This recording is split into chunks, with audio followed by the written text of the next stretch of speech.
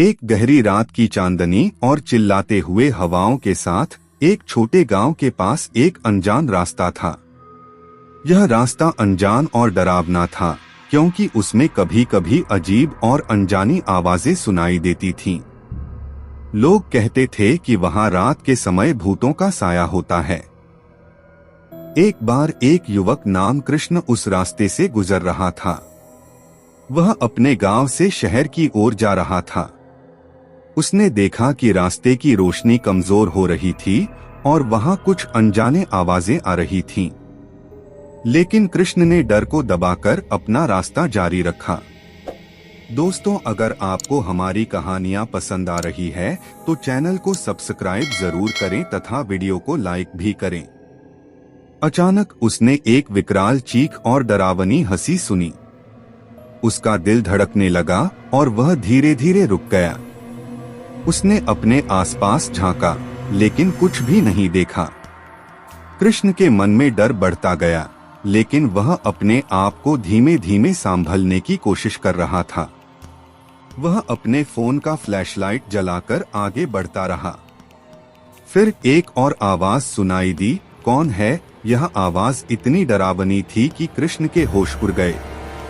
वह पीछे मुड़कर देखा, लेकिन कुछ नहीं था। कृष्ण ने फिर से रास्ता जारी किया, लेकिन उसकी हिचकिचाहट बढ़ती गई। वह एक भयानक साया और एक अंधेरे आकार को महसूस कर रहा था जो उसके साथ साथ चल रहा था। धीरे धीरे उसने एक विचित्र इमारत को देखा। वह उतनी ही डरावनी थी जितना कि रात का साया। कृष्ण ने उस इमारत की तरफ बढ़ना शुरू किया, जिसका दरवाजा खुला हुआ था। उसने धीरे धीरे अंदर कदम रखा और वहां एक विचित्र रोशनी देखी। रोशनी उसकी धड़कनों को तेज कर रही थी। वह अपने आसपास झांकता रहा, लेकिन कुछ भी नहीं देखा। तभी उसने एक पुराने पत्ते को देखा जो भयानक रोशनी के साथ झूल रहा था। उसने उसे छुआ और एक विचित्र आवाज सुनी, यहाँ आने का समय आ गया है कृष्ण।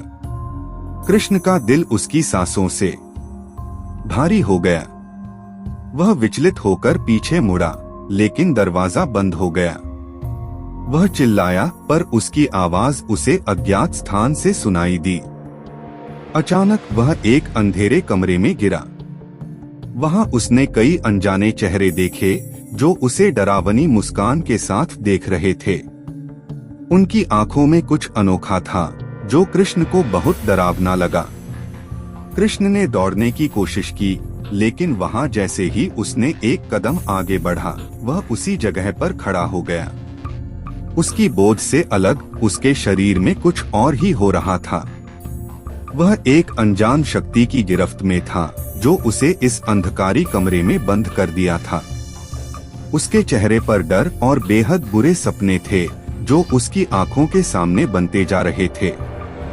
कृष्ण के दिल की धड़कनें तेज हो गईं और वह जिस तरह से किसी भी मृत्यु की आंखों में खुद को पागलों की तरह बनते देखता था, वह अपने आप को लूटा हुआ महसूस कर रहा था।